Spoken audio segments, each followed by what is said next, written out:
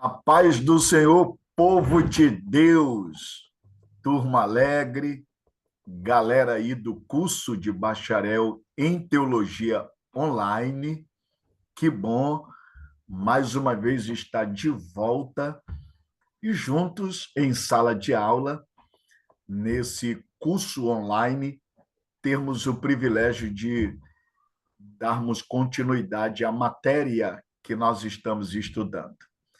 Nossa matéria envolve homilética, assim ela é definida dentro da teologia sistemática, mas o que de fato nós estamos estudando é a teologia da pregação, isso a partir de uma perspectiva tanto bíblica quanto também histórica ao longo da trajetória do povo de Deus. E poder contribuir, obviamente, para que esse entendimento alcance os nossos corações, é sempre uma alegria, é sempre um prazer. Bem, hoje nós teremos, portanto, mais um encontro. Esse encontro começa a partir de agora, e já sem perca de tempo, eu vou ler o nosso texto base. Lembram? 2 Timóteo, capítulo 4, versículo de número 2, aonde o apóstolo Paulo, escrevendo para Timóteo, faz a seguinte recomendação: prega a palavra a tempo e fora de tempo, aconselha, repreende e encoraja com toda paciência e sã doutrina. Muito bem, nós vamos fazer uma oração. Pai, te agradecemos pelo privilégio de ouvir a tua palavra e agora refletir a respeito dela. Nos dá a tua graça e nos ajuda em nome de Jesus. Bem, meus amados, antes de iniciar de onde nós paramos na última aula, eu vou fazer apenas uma retrospectiva nesses primeiros 5 a 10 minutos. Então, vamos lá. Como eu deixei claro para vocês, nossa matéria homilética, a pregação é o pregador é o sermão. Eu não preciso dar nenhuma definição sobre esse particular, porque eu deixei claro para vocês que o conceito de pregação é muito mais amplo do que o que nós imaginamos ou supor ser. Via de regra, as pessoas pensam que pregação é aquele momento da exposição das Escrituras. Na verdade, quando olhamos à luz das Escrituras, e, sobretudo, da história da teologia da pregação, a pregação envolve a vida do pregador, o preparo do esboço, ou seja, o desenvolvimento do sermão, e a exposição do mesmo, que é o momento final, quando o pregador expõe diante da comunidade. Por isso eu coloquei aí a homilética. A pregação é o pregador e o pregador é o sermão. Bem, nós então iniciamos o nosso encontro apresentando uma cosmovisão bíblica e teológica sobre a homilética. A ideia é que a gente precisa ter, de fato, uma definição exata do que nós estamos estudando. Isso implica dizer conhecer a história por trás da pregação, a história por trás da homilética, como esses termos homilética, homília, homiléu, que são termos muito comuns dentro da homilética, eles surgem na história e se tornam tão influentes. E aí, nesse particular, trabalhamos não apenas o conceito de homilética, como também apresentamos, conforme está aí no slide, o contexto histórico por trás de como a homilética surge. Aliás, um dos pontos que nós trabalhamos foi a homilética antes da homilética. E aí nós trabalhamos o conceito de homilética a partir do Antigo Testamento, na figura dos sacerdotes, na figura dos reis e também na figura dos profetas.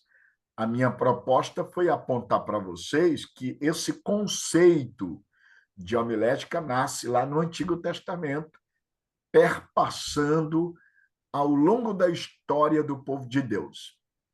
E, claro, nós trabalhamos tudo isso. Depois apontei para vocês a homilética na era cristã. E aí, nesse aspecto, eu dei uma definição para vocês sobre homilética como ciência, homilética como arte e homilética como técnica. Tudo isso de forma muito bem esclarecido para vocês. E aí concluí apontando qual é a proposta da homilética dentro do nosso contexto cristão. E a proposta é que, na qualidade de ciência, a homilética auxilia o pregador a ter uma relação afetiva na comunicação do Evangelho de Cristo, um diálogo sobre as dificuldades no processo interpretativo, exegético e hermenêutico, ou seja, como é que a gente, de fato, trilha um caminho para compreender o texto, e a partir daí se constrói o que nós chamamos de uma teologia da pregação. Se você, de fato, não compreender esses elementos, você nunca vai conseguir ser um bom pregador. Bem, nós trabalhamos qual é a diferença entre pregação e sermão. Eu penso que sobre isso nós não temos o que falar, porque já definimos de forma muito clara. E aí, na definição da homilética cristã, eu apresentei para vocês qual era a homilética de Jesus, uma homilética de convivência, e aí você não cometa o erro de confundir convivência com conivência. Jesus não era conveniente e nem agia com conivência, ou melhor dizendo, com conivência. Ele não adequava o sermão ao auditório ou ao paladar do público. Ele não era conivente, ele era convivente. E o que é convivente? Bom, o conveniente adequa. O convivente é aquele que vive a realidade do seu povo, faz uma leitura para então apontar e aplicar de maneira correta. Nós tratamos sobre esses detalhes. E depois de ter feito isso, apontei a homilética de Pedro, sermão de Atos 2, a partir do versículo 14 até o 41, e, claro, a homilética de Paulo, o grande erudito que tinha uma capacidade de fazer uma abordagem com muita sintonia, contextualizando justamente com o seu ambiente. Sobre tudo isso, nosso alvo, nosso objetivo é construir na mente de vocês, alunos, que a homilética, quanto ciência, ela não surge do nada, não é algo que aparece instantaneamente. Ela tem um processo, ela tem uma trajetória, ela tem uma construção. E essa construção vai se dando progressivamente ao longo da história. Bem, depois nós saímos do Antigo e do Novo Testamento e fomos para a pregação nos primeiros séculos da nossa era cristã. Aí, claro, a história da igreja. E nesse particular, falamos sobre Jerônimo, Ambrósio e Agostinho. Mostramos qual era, de fato, o perfil homilético desses pais da igreja. E aí definimos a homilética medieval, né? Uma homilética de defesa, a homilética reformada, é uma homilética centrada mais na exposição das escrituras, e, de fato, aqui nós já temos a homilética no seu estado mais avançado e aperfeiçoado. Nós já trabalhamos também sobre isso, e aí apontamos a pregação no pós-reforma, sobretudo na era do movimento contra-reforma. e muito embora nós não trabalhamos isso de forma específica, essa ideia do movimento contra a reforma, porque não é o nosso foco, por isso não enfatizamos, mas a grande verdade é que tanto a reforma protestante quanto o movimento contra a reforma, de alguma maneira, contribuíram em muito na construção de uma homilética absolutamente mais aperfeiçoada. Até que chegamos na homilética contemporânea, né? E aí eu deixei claro para vocês que nessa breve revisão histórica nós concluímos que não se pode definir uma única homilética para todos os tempos, porque não há de fato uma só homilética. O que se tem são homiléticas várias em cada época, com um discurso religioso, buscando fazer uma leitura do seu contexto, mas o que nós apontamos é que princípios, desde a época do Antigo Testamento até hoje, são imutáveis, princípios como homilética se centraliza nas escrituras, expõe as escrituras, ela está centrada no evangelho, ela é uma arte, você aprende, é uma técnica, você desenvolve, e você precisa fazer isso com afetividade, amor, paixão, de maneira que isso contribui para aquilo que a gente começou dizendo. Não tem como desassociar a pregação, a homilética, da vida do pregador, porque o pregador, ele de fato é o canal pelo qual a pregação e a graça de Deus canaliza as verdades eternas ao coração dos nossos ouvintes. E aí, na segunda sessão, nós também entramos esclarecendo dúvidas e conhecendo os limites da homilética. E aí, nesse particular, deixei claro quais são os objetivos da homilética. Bom, ajudar na confecção de sermões para uma pregação mais eficiente. É tudo que a homilética propõe. Há muitas pessoas, e essa é uma visão muito equivocada que as pessoas têm, de que a pregação, homileticamente falando, ela engendra, o que é isso? Amarra, deixa o pregador enclausulado, acorrentado, preso, algemado a um caminho estreito. Isso é um equívoco. Não é essa a proposta da homilética, nunca foi. Até porque, deixa eu fazer uma observação. Quando você tem um sermão devidamente organizado, de acordo com a estrutura homilética, duas coisas acontecem. Primeiro, é que a pregação torna-se mais fácil para ser assimilável. E isso beneficia o auditório. Um sermão homileticamente preparado é mais compreensível.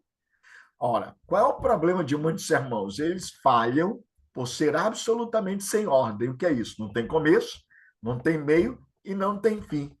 E quando a gente olha para os sermões pregados pelos grandes homens de Deus nas Escrituras, seja no Antigo quanto no Novo, você percebe que todos eles têm uma ênfase, uma ideia central, têm uma abordagem, tem uma introdução, tem um desenvolvimento, tem uma explicação e tem uma conclusão, tem uma aplicação. Isso é homilética. Se está na Bíblia, se é padrão bíblico, por que não usar? Então, permitam dizer aos senhores, a homilética não tem como finalidade deixar preso o pregador, amarrado, mas sua finalidade é, de fato, auxiliar o pregador, de maneira que o mesmo transmita esse sermão da maneira mais fiel possível às Escrituras, da forma mais didática possível, de maneira prática e correta, sendo assim satisfatório, tanto para quem ouve, quanto para quem transmite. Esse é o objetivo. Se todos os pregadores entendessem isso, nós teríamos uma igreja com melhor qualidade, nós teríamos cristãos com maior maturidade e nós teríamos ministros com um perfil mais agradável. Então, esse é o nosso ponto. Dando continuidade. O que a homilética é? Bem, aqui nós estamos dando continuidade de onde nós paramos. Eu não trabalhei com vocês esses aspectos, mas agora eu vou pontuar. O que a homilética é e o que a homilética não é. Então, vamos lá. Conforme está no slide, a homilética é um auxiliar no estudo e análise do texto.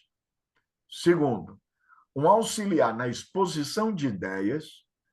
Terceiro, uma compreensão de que o sermão tem muito a ver com o pregador e o pregador é o sermão. Então, deixa eu trabalhar isso aqui de forma objetiva. Eu disse há minutos atrás que a homilética não tem como finalidade algemar o pregador, deixar-o preso, mas, ao mesmo tempo, ela estabelece um limite. Esse limite deve ser compreendido da mesma forma como se entende que um trem, para ter liberdade e correr com facilidade, precisa estar nos trilhos. Os trilhos é o limite, é o parâmetro para que o trem ele não saia desgovernado e provoque um acidente. Toda vez que ele sai do trilho, é um acidente certo. Assim é um pregador quando ele não atenta para os princípios da homilética. Então, por que a homilética é importante e qual é a finalidade? Auxiliar no estudo e análise do texto. O pregador precisa compreender bem o texto antes de passar adiante. Passar um texto sem compreender qual é o seu propósito, o seu papel, é o mesmo que você ir na farmácia comprar um antídoto e não pedir informação do farmacêutico e, na hora de ler a bula, interpreta errado e toma o remédio de forma equivocada. Você vai prejudiciar a sua saúde. Consequentemente, uma pregação sem uma devida análise do texto, com o auxílio da homilética, você tende a colocar em risco a vida espiritual dos seus ouvintes. Então, a homilética tem como papel é se tornar um elemento auxiliador.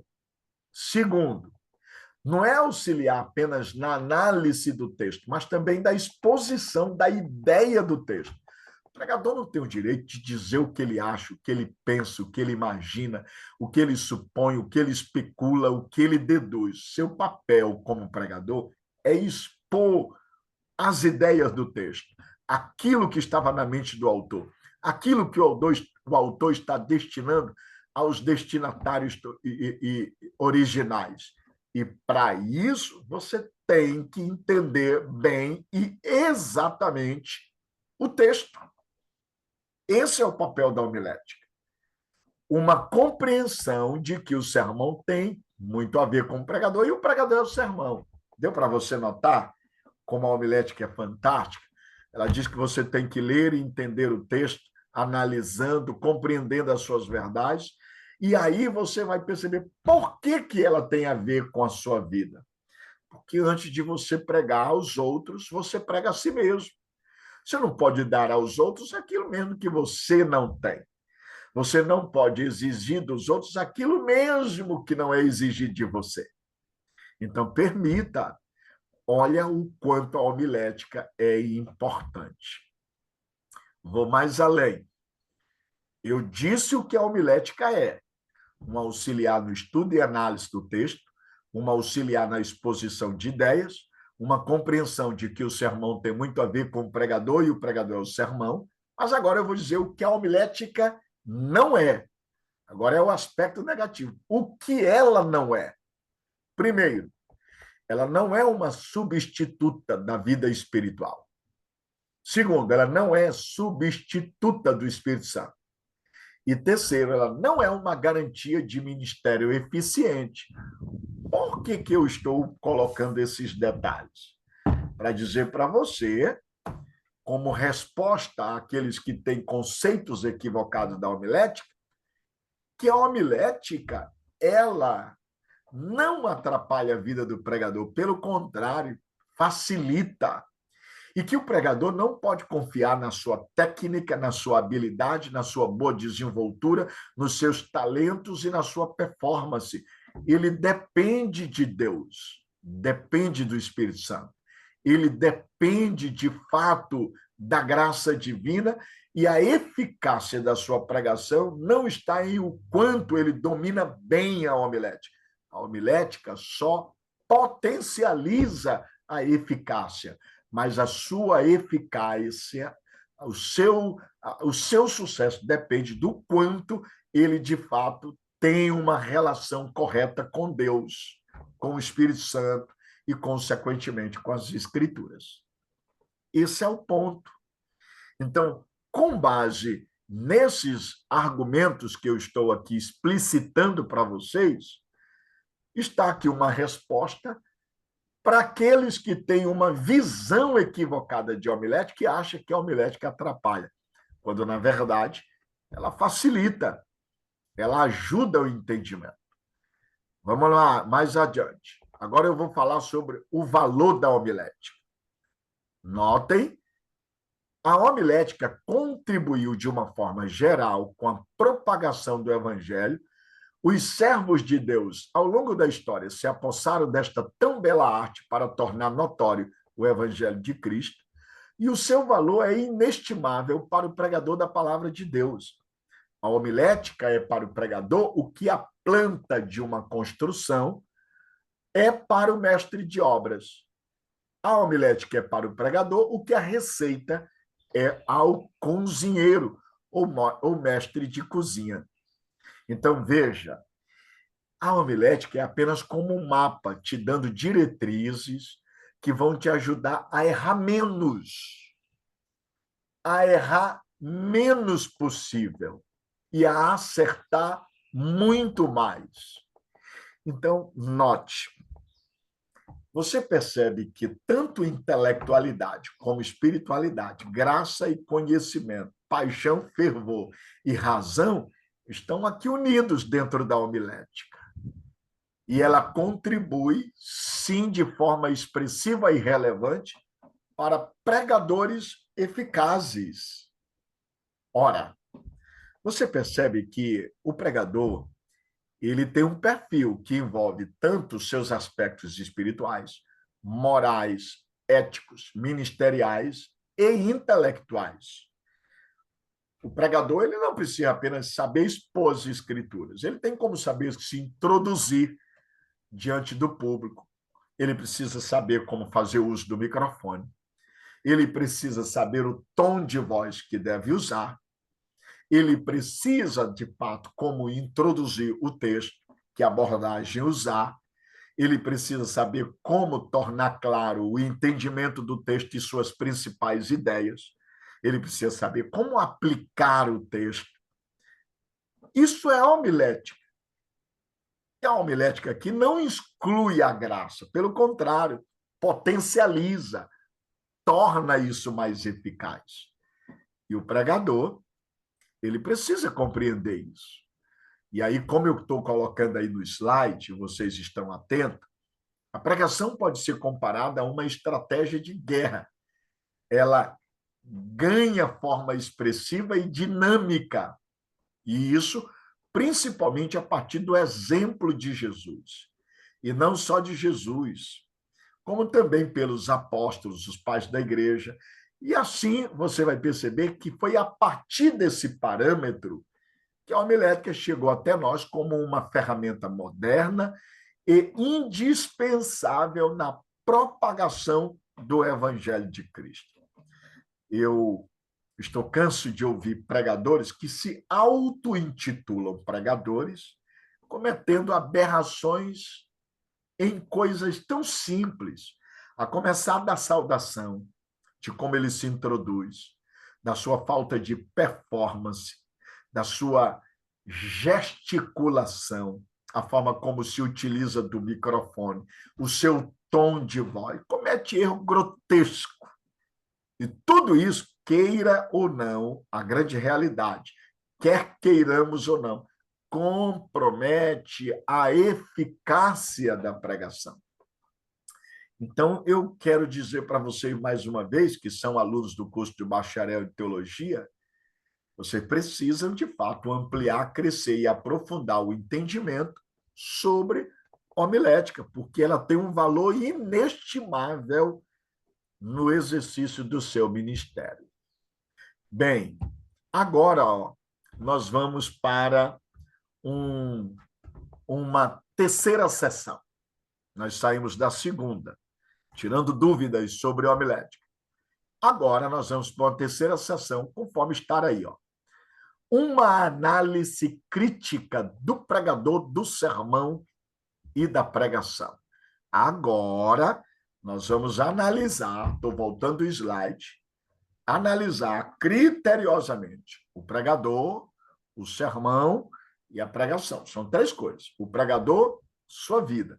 O sermão é o esboço. A pregação é a exposição do seu esboço. Bem, nós não vamos andar muito nesse assunto.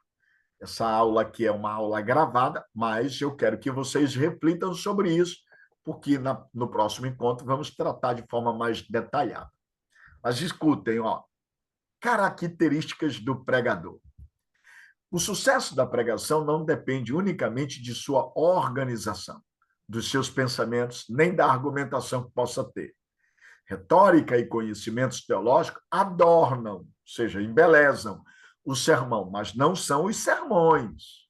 A pregação do evangelho não pode ser programada para computadores. Você está pregando para gente, e gente não é computador, mas sim para homens que devotam a esse sagrado ministério, que é gente que tem paixão.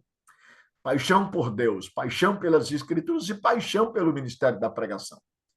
E aí, lembrem-se, Deus não unge máquinas, ele unge homens. Homens que, conhecendo suas limitações, fazem de Deus a sua fonte de virtude e autoridade. Então, não existem mensagens ungidas, e sim homens ungidos por Deus. Vou repetir, não existem mensagens ungidas, e sim homens ungidos por Deus. Por causa disso, devemos ter em mente que um pregador deve possuir características que são indispensáveis. Quais são essas características? Aqui, do ponto de vista espiritual, ele tem que ser nascido de novo. O que é isso? Alguém que foi regenerado. Ele precisa ser vocacionado. O que é isso? Alguém chamado por Deus. Ele precisa ser cheio do Espírito Santo. O que é isso? Alguém que o Espírito Santo domina a sua vida. Ele precisa ser maduro. O que é isso? Alguém que tem experiência. É por isso que a pregação ela tem a ver com a vida do pregador. Não se pode botar menino para pregar para a igreja. Como é que essa igreja vai amadurecer se estão colocando menino inexperiente? Com isso, eu não estou dizendo que uma criança ou um adolescente não possa pregar. Até pode, desde que no ambiente de supervisão de alguém que possa mentorizar, o pastor que possa supervisionar, porque o alvo é que ele amadureça, mas precisa de mentorização. Agora, oficialmente, no culto, pregar tem que ser alguém experiente, que já nasceu de novo, que é vocacionado, cheio do Espírito Santo, maduro, porque ele precisa capacitar seus ouvintes a amadurecer. Para isso, ele tem que ter maturidade. Por isso que Paulo, quando escreve para Timóteo, diz que as mulheres mais velhas têm que ensinar as mais novas, as mulheres mais experientes ensinar as menos experientes, e que não se deve impor as mãos sobre a vida de um obreiro que seja indouto, imaturo, inexperiente, mas homens que sejam dôneos e não idôneos. Por quê? O princípio da experiência, da maturidade. Maduro. Ele precisa ser um homem de fé e assim sucessivamente. Então, permita, olha as características espirituais. Tudo isso aqui converge para uma única verdade. O pregador precisa ser um homem de Deus, para que ele seja boca de Deus. Ele precisa ser um arauto dos céus. Mas para ser arauto do céu, tem que legitimamente ser alguém cuja vida é pautada em Deus, ou seja, ele tem vida com Deus. Porque ele não pode pregar e exigir algo do seu público que ele mesmo não tem. Ele nunca conseguirá levar o seu auditório ao nível que ele mesmo nunca alcançou. Então, se nós queremos um auditório apaixonado por Deus, O que é que esse pregador precisa ser? Apaixonado por Deus. Queremos que os nossos ouvintes sejam homens e mulheres cuja vida sejam voltadas a Deus. Você, pregador, nós, ministros, precisamos ter uma vida devotada e voltada para Deus. Essa é a ideia. Características espirituais. E sobre o ponto de vista moral, ele precisa ser responsável, verdadeiro, íntegro, justo, ético, boa reputação. E olha, ele tem que ter reputação no céu, na terra e no inferno. Dá para você perceber isso? Responsável, verdadeiro, íntegro, justo, ético e boa reputação. Isso aqui são valores morais, porque a tua vida está em jogo. Então, a tua vida é a base e também o fundamento do seu ministério. A tua vida compromete a integridade do seu sermão, da sua pregação. Se você tem uma vida que inspira confiança, amém. Mas se não tiver, não se propõe a pregar, porque a sua vida obstrui, burocratiza, atrapalha, compromete a integridade e a credibilidade da sua mensagem. E aí, por isso eu botei aí, precisamos ter reputação em 3 lugares: no céu, relacionamento com Deus; na terra, bom relacionamento com as pessoas; e no inferno, bom relacionamento, ou melhor dizendo, alguém que de fato é temido porque fala a verdade e condena as obras das trevas. Esse é o ponto. Isso aqui compromete a vida do pregador. E aí, do ponto de vista ministerial, eu falei espiritual, moral, e do ponto de vista ministerial, ele tem dom ministerial, tem habilidade técnica e tem consciência.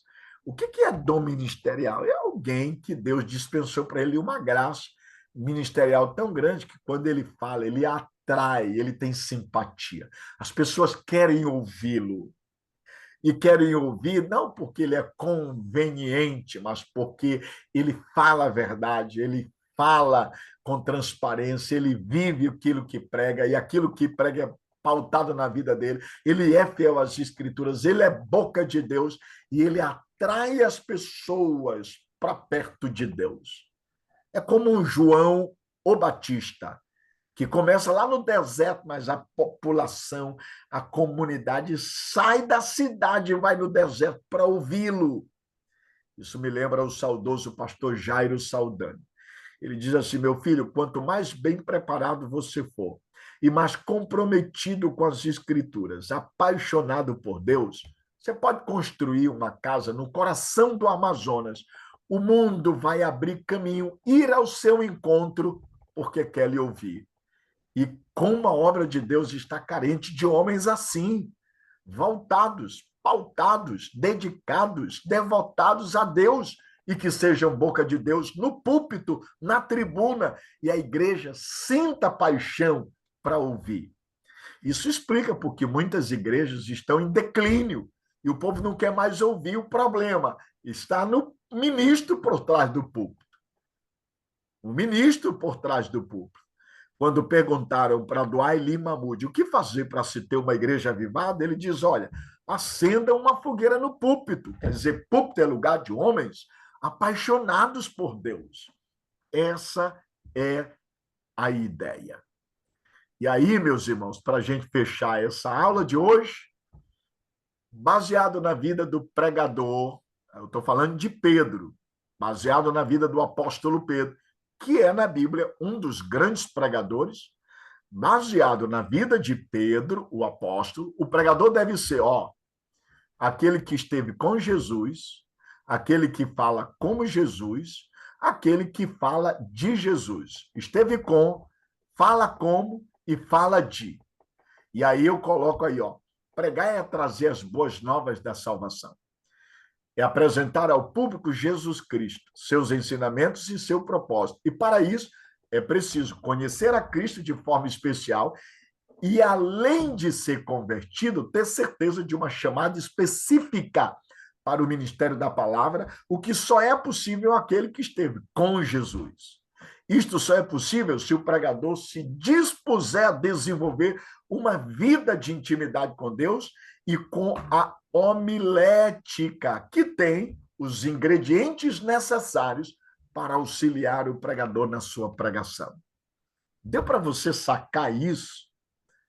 É aquele que esteve com vida, é aquele que fala como aprendeu, é aquele que fala de tem Cristo como seu centro.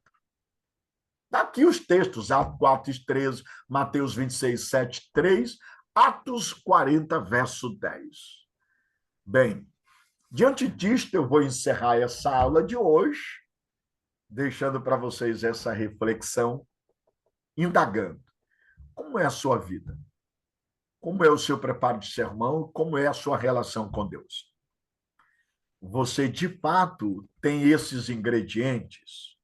Lembre-se, quanto professor em sala de aula, é meu papel instigá-los, persuadi-los, motivá-los a exercer o ministério com excelência. Vocês estão estudando teologia, precisam, obviamente, desenvolver uma boa homilética, ter uma boa teologia de pregação e aprender que pregar não é discursar, é ser boca de Deus, transmitindo ao coração do povo a sua palavra. Portanto, Deus abençoe cada um de vocês. E até o nosso próximo encontro, se Deus assim permitir. Eu vou terminar com uma oração. Que Deus abençoe, analisem e reflitam o que eu estou expondo. Pai, te agradeço pelo privilégio de mais uma vez compartilhar essa matéria, que a tua graça esteja sobre todos.